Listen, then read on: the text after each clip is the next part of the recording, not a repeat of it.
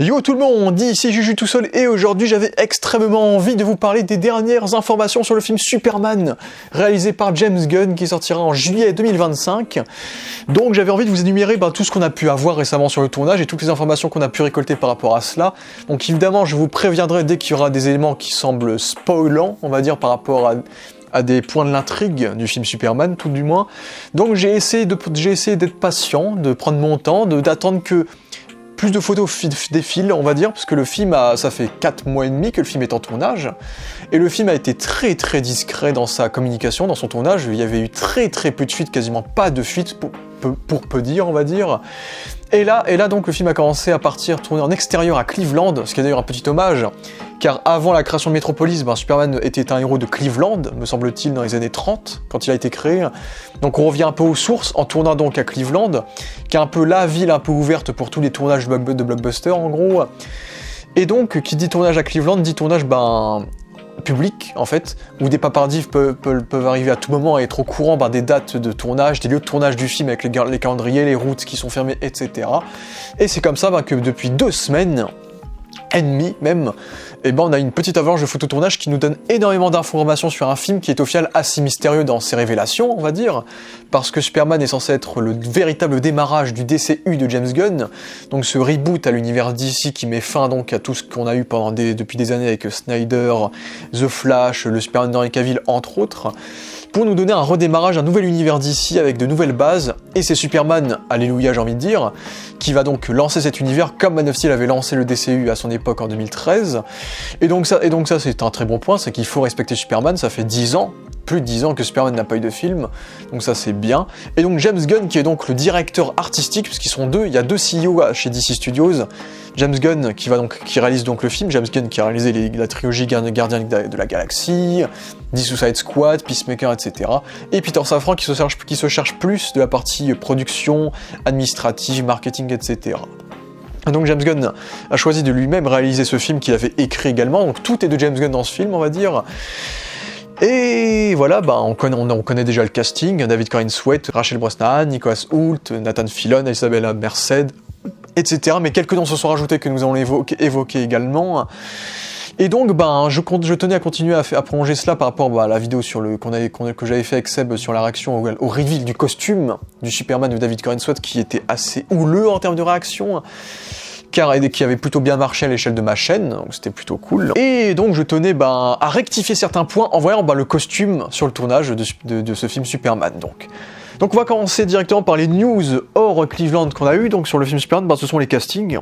Mais on a la famille Kent qui est donc apparue sur le tournage, donc pas Kent, Jonathan Kent et donc Martha Kent, avec un casting plutôt étonnant. Et je crois que je n'avais pas non plus parlé du casting de Perry White, mais on pourra en reparler avec les photos de tournage où on le voit. L'acteur Pruitt, je ne sais pas comment on le dit, désolé, Pruitt Taylor Vince rejoint le casting dans le rôle de Jonathan Kent, donc le père Kent, donc le père adoptif humain fermier de Superman.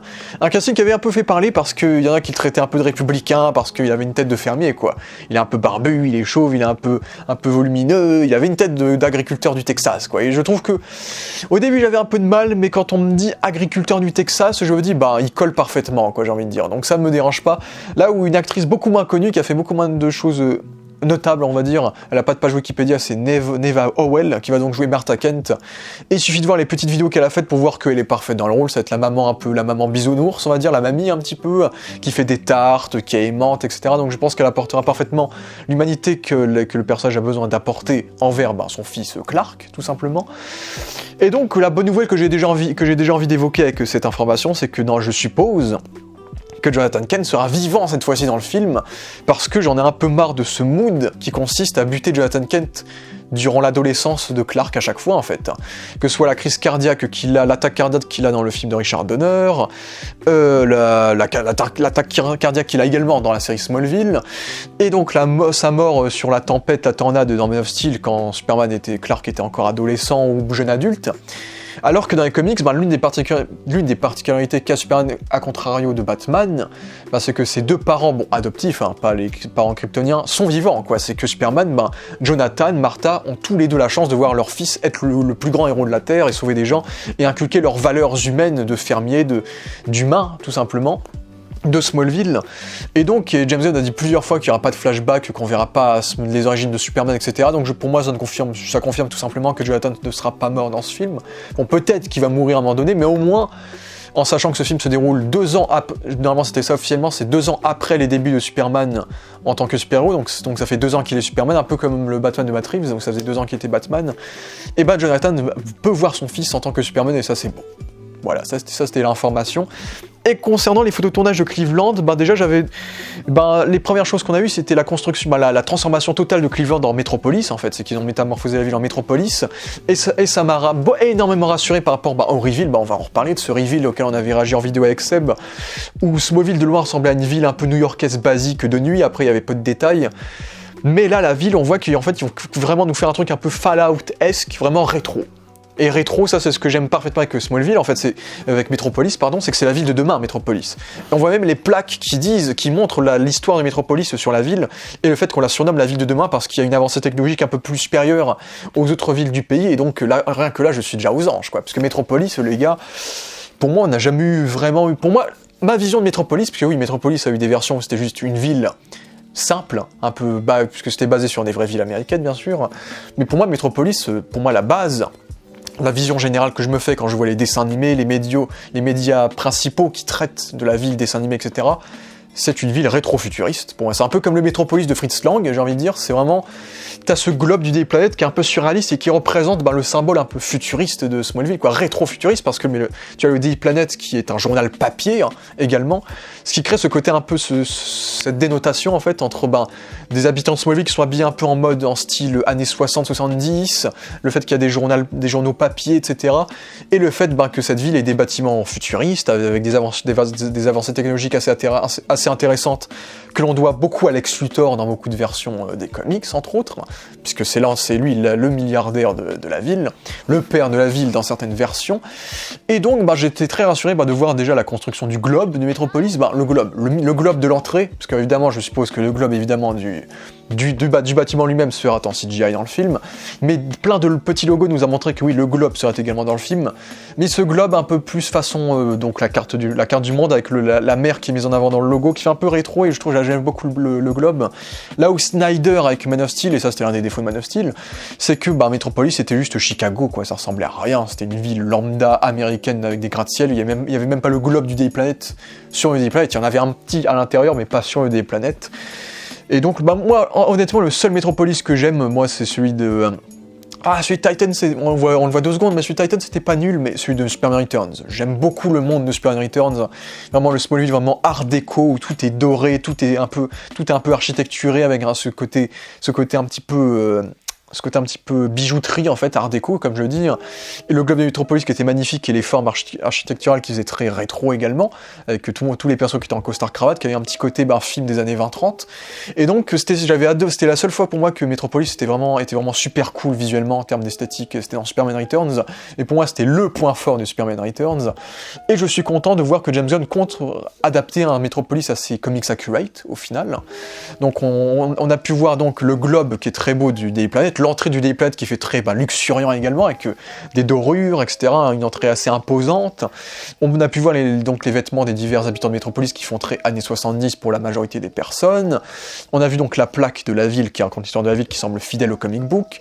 On a eu plein de références donc à des artistes affiliés à Superman ou à des œuvres de comics, comme dans les journaux, on voit que Lex Luthor a gagné le prix, un prix qui est relié à un ennemi de Swamp Thing, j'ai plus son nom, désolé, je ne suis pas fiable comme gars, désolé. Il y a plein de noms, il y a Morrison, il y a par exemple un magasin où c'est écrit Morrison quelque chose, Grant Morrison, qui a écrit des comics sur Superman, le Reeves Avenue, en référence à George Reeves, qui a interprété Superman dans les années 50, il y a plein de références comme ça que je vais pas non plus évoquer, mais on voit que James Gunn respecte ce qu'il adapte, en fait, c'est que James Gunn a lu beaucoup de comics de Superman, il est très très calé sur Superman, parce que c'est un gros fan de comics, et on sait que ce film va beaucoup s'inspirer thématiquement parlant de All Star Superman, puisque l'histoire ce serait pas ouf d'adapter All Star Superman en tant que premier film Superman, vu que c'est un film qui parle de la mort de Superman, donc on va éviter de l'adapter en premier film, je spoil rien, c'est la base du comics, mais l'esprit, en tout cas cet esprit, je le ressens dès les premières images de Metropolis, quoi. C'est Metropolis, c'est le Metropolis qu'on aime, avec ses habitants, ce globe, etc.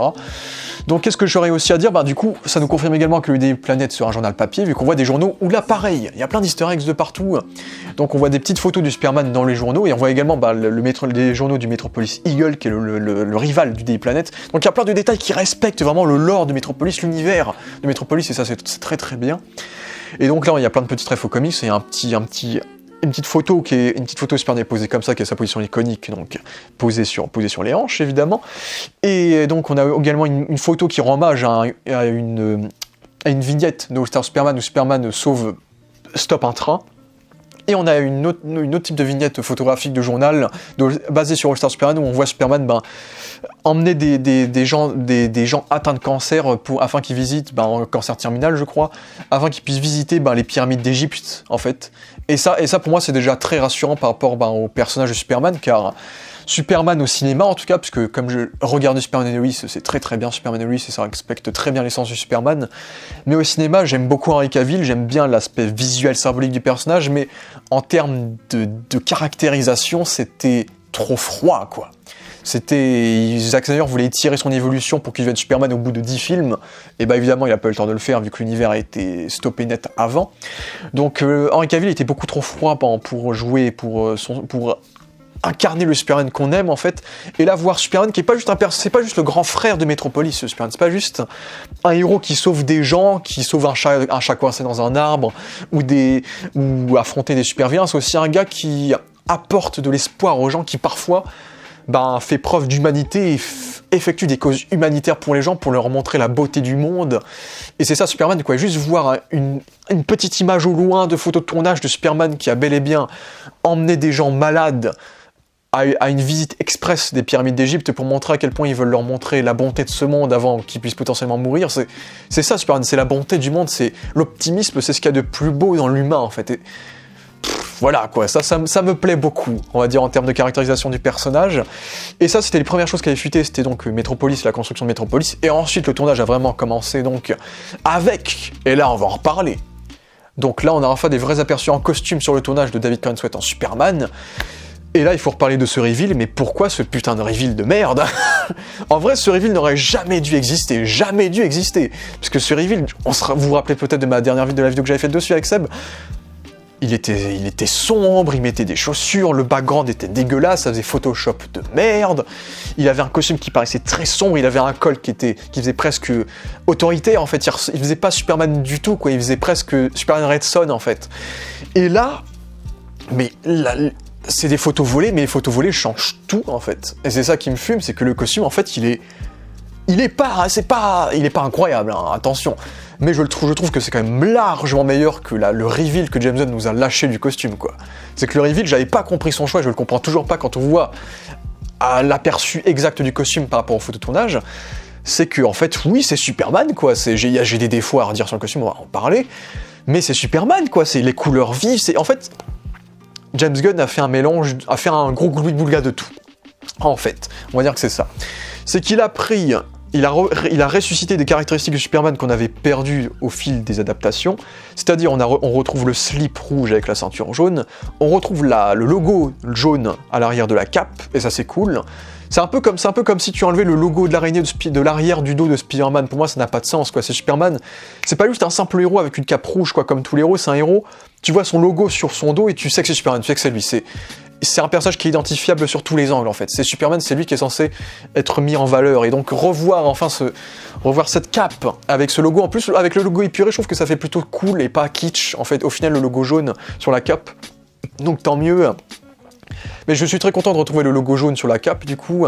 Donc il a repris ces vieilles caractéristiques du Superman qu'on avait un peu abandonnées dans les adaptations cinématographiques et sérielles également, donc le slip, etc. Il a repris les couleurs vives de Superman, et ça se voyait pas du tout dans le reveal. Là, dans les photos de tournage, on voit un bleu clair, on voit un rouge, et un jaune clair, luminescent, quoi. C'est... Merde, c'est Superman, quoi. Pour moi, c'est ça, quoi. Dès que tu le vois arriver, il ressort de tout le reste de la ville, quoi. Il dénote totalement, c'est que le gars, c'est la couleur, c'est l'espoir, il dénote, il est bleu, il est jaune. C'est un personnage qui représente la lumière, en fait. Et là, dans les photos de tournage, c'est ce qu'on ressent également, c'est que le gars, dans ces photos de tournage-là, volées, je le rappelle, il ressort du cadre, il ressort de toutes les images où on le voit, parce que c'est Superman, et parce que c'est le bon de code couleur, qui semblait pas être le cas dans le reveal, quoi. Donc, James Gunn, tu t'es encore foiré sur le putain de reveal. Sinon, je ne vais pas cesser de rappeler que David Corenswet Sweat, en tout cas, on verra sa performance, évidemment, mais je le trouve déjà très charismatique dans son costume, il a la bonne coupe de cheveux avec les petites boucles, etc., le charisme, la mâchoire, les yeux bleus, etc. C'est Superman, quoi.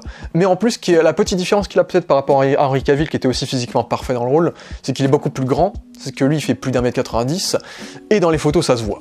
Ça se voit qu'il a une imposance et un charisme automatique, en fait. Un charisme inné, parce que le gars, il est grand, et sa hauteur, par rapport, par exemple, à Mister Terrific, dans les photos de tournage, sa hauteur, plus sa cape, qui est très large, belle, qui est bien foutue, surtout que tu as des belles photos de la cape qui est remportée par le vent, qui rend très bien, bah le gars est charismatique, quoi. Le gars, il est grand, il a une cape, il a une imposance, quoi, et ça, c'est bien. C'est que le personnage dégage quelque chose, dégage une autorité héroïque, dès des simples photos de tournage, quoi, avant même qu'on ait des bandes annonces, etc., quoi. C'est le gars, on ressent Superman. Ok. Ensuite, j'ai toujours dit que j'aimais bien le logo, j'étais un peu déçu du logo dans le reveal parce que j'aimais bien l'idée du contour jaune autour, qui faisait référence aux premiers comics de Superman, notamment au dessin animé de Fleischer, ou au costume qu'il portait dans les années 30-40, où il y avait un contour jaune autour de son blason. Et donc là, au final, on voit que dans les photos de tournage, le contour est beaucoup plus lisible et mis en avant, et c'est bien.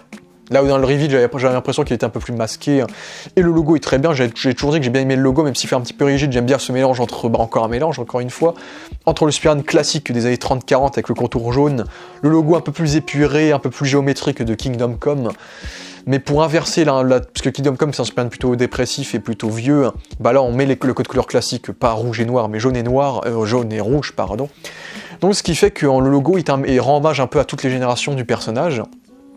Et là vient les problèmes, j'ai envie de dire, c'est que désolé, pour moi le col avec le slip ça marche pas, mais le col est bien mieux que dans le reveal, encore une fois, parce que le col dans le reveal c'était un col qui était totalement enroulé, c'était droit, alors qu'on voit qu'il y a une petite ouverture sur les photos de tournage, c'est qu'à priori, je suppose que la photo du reveal, au final, ils nous ont dévoilé peut-être une photo de costume test de David Corenswet quand il testait une variation du costume, et donc il y a eu des petites modifs qu'ils ont effectuées ensuite pour le tournage, et donc le costume a quelques différences. C'est que entre le reveal et le costume qu'on voit, déjà j'ai l'impression que le logo du reveal est plus gros que celui qu'on a du tournage, et ça c'est le seul truc que j'aime moins, c'est que je trouve le logo un poil, il est quand même large, et il est quand même grand le logo, mais c'est vrai que j'aime bien quand Superman a un logo qui est vraiment imposant et qui occupe presque tout l'avant du torse. Et c'est vrai que c'était le seul truc que j'aimais bien du reveal, en fait, c'était que le logo paraissait vraiment grand. Là, il est un peu plus petit, j'ai l'impression, mais bref, c'est un détail. Mais voilà, même s'il a un col, et ça m'emmerde qu'il a un col, hein, toujours, j'ai toujours dit, pour moi, Superman, c'est un personnage qui est censé être un peu... Pour moi, un col, c'est un symbole d'autorité, pour moi, dans tous les cas. Et donc, ce col, pour moi, il fait moins autoritaire parce que le col est ouvert, il y a une petite ouverture comme je l'ai dit, et parce qu'il a les couleurs vives, et pas les couleurs sombres et le col enroulé qu'il avait dans le reveal, qui fait qu'il fait beaucoup moins autoritaire. Mais le col ça fait autoritaire quand même, j'ai du mal. C'est que pour moi, le mélange slip-col ça marche moyen, parce que le slip ça fait partie des costumes de Superman des années 30-40 en fait, ça fait partie des costumes qui ont inspiré tous les costumes de super-héros après Superman, c'est-à-dire les costumes de cirque. Et dans les costumes de cirque, t'avais les hommes forts de cirque qui portaient des collants avec un slip, avec un collant qui mettait en avant leur trapèze. Et là, le slip passait bien avec le costume parce que ça faisait partie de la cohérence du design, en fait. Là où le collant, ça marche plus avec une combinaison, en fait, avec une combinaison un peu à la Captain America, quoi. Une combinaison avec des ceintures, avec un pantalon, etc. Je me suis plus ou moins habitué, comme ça va, je m'y fais. Mais je trouve que James Gunn, il a voulu trop mélanger les incarnations de Superman. Il a voulu faire, on va prendre les New 52, on va prendre le col, mais on va quand même regarder le slip quand même, et je trouve que ça dénote un peu, c'est pas dingo. Et puis il y a les lignes. Les lignes, ça m'emmerde, les lignes. Pour moi, c'est vraiment là, un petit peu, c'est pas du tout à ce point-là, mais c'est un petit peu la petite impact MCU, j'ai envie de dire, de James Gunn. C'est ces lignes que j'aime vraiment pas. Ces lignes, enlevez ces lignes. Enlevez-les s'il vous plaît, parce que j'ai réussi à m'y faire parce qu'au final je trouve quand même qu'il est assez imposant, donc au final ça me dérange pas que les muscles ne collent pas au costume, contrairement à Henry Cavill. Je trouve que ça crée un peu cette vibe All-Star Superman, où justement dans All-Star Superman aussi ses muscles sont pas collés à son costume, c'est que le costume est un petit peu flottant, et ça montre un peu plus ou moins qu'on peut tous être Superman en fait, que Superman c'est une source d'inspiration pour tout le monde, pas pour ses gros bras quoi, ça. C'est une inspiration par rapport à ses couleurs, et par rapport à ce qu'il représente en fait. Et donc le fait qu'on voit pas trop ses muscles et que le costume vole un petit peu, ça me dérange pas trop au final, parce qu'on est sur une deuxième année de personnage, c'est une version du personnage qui est encore jeune, qui est encore débutant on va dire, on suppose que peut-être que son costume a été fait par sa mère aussi, comme dans les comics, même si la texture, je sais pas trop. Donc ce côté-là me dérange pas trop, que le costume soit pas musclé, mais les lignes, ça me dérange. C'est que je trouve que le côté col-ligne, ça dénote avec l'imagerie rétro de Metropolis qu'ils essayent de faire. Moi, à la limite, j'aurais préféré un costume pyjama. Un costume pyjama à la Christopher Reeve. Tu vois, un costume comme ça, ça aurait passé parfaitement dans un monde rétro, en fait. Un peu modifié, bien sûr, pour être moderne, je le dis bien, mais... Ces lignes de partout, ça gâche des choses, ça gâche un peu le costume, ça me dérange. Je commence à m'y faire encore une fois, mais je trouve que les lignes, ça symbolise rien, c'est juste là pour mettre des lignes, quoi. Juste parce qu'on a l'impression que tout est vide dans un costume et qu'on est obligé de le remplir, en fait, un peu comme les costumes des films Marvel, récemment. Mais pas que, en vrai. Mais donc, c'est vrai que je suis pas trop fan, mais là, je suis quand même bien plus satisfait du costume que je trouve correct. Je trouve pas extraordinaire, parce que je trouve qu'il y a des défauts et quelques idées de mauvais goût. Mais mais là, cette fois, je vois Superman, quoi. C'est pas comme dans le putain de reveal, encore une fois. Donc ça, c'était le costume et donc Superman sur le tournage, et puis on voit... Et puis à ses côtés, donc, on voit Mister Terrific. Donc, Mister Terrific, incarné par Eddie Gattegi, qui revient dans l'adaptation des comic books après s'être fait buter comme une merde dans X-Men le commencement. Et bah écoutez, c'est Mister Terrific, quoi. Pour moi, Mister Terrific, c'est l'un des designs les moins compliqués à faire de l'histoire des designs, quoi. Le gars, il a un costume CW, c'est ça. Vous voyez le Arrowverse, c'est leur costume en cuir. Ils avaient tous des costumes en cuir dans le Arrowverse. Mister Terrific était dans le Arrowverse également. Et je trouve qu'il n'y a pas tant de différence que ça entre le Mister Terrific du Arrowverse et celui de Superman. C'est ça, Mister Terrific, de toute façon. C'est un gars qui a un gros T sur son visage et qui a une grosse veste en cuir de motard avec Fair Play écrit sur son bras, en noir et blanc et rouge, quoi. C'est Mister Terrific, quoi. C'est un mec qui est fringué en cuir. Et à partir de là, le personnage est respecté. Je trouve peut-être qu'il fait un poil cheapos, mais pour moi, ça fait partie de l'univers de James Gunn, ça fait un peu partie de son cinéma de base. C'est que James Gunn, c'est un personnage qui assume le côté comic book des personnages de comics, en fait. C'est que... Bon, il suffit de voir le design de Peacemaker, si je dois adapter un personnage de comics, je l'adapte, quoi. J'assume qu'on est dans un monde fantastique, surréaliste, un peu cosmique, etc. Et qu'on n'est pas sur du réalisme, on doit justifier chaque détail de chaque costume, comme chez Marvel souvent. Genre, les 3/4 des costumes des héros Marvel, c'est des costumes d'uniforme militaire. Donc là au moins, on reste dans quelque chose d'assumé dans l'approche, on va dire, entre ça et les couleurs flamboyantes de Superman. Et donc, il y a Mister Terrific, et donc on voit Superman et Mister Terrific opérer ensemble dans ces photos de tournage-là. Et donc Mister Terrific est assez réussi dans son design, comme je l'ai dit. Il semble être blessé au pied, je suppose qu'on est sur la fin du film. Vu qu'on voit que Metropolis est un peu en ruine dans les photos de tournage, et on voit, et donc là je vais commencer peut-être un peu à spoiler, on va dire...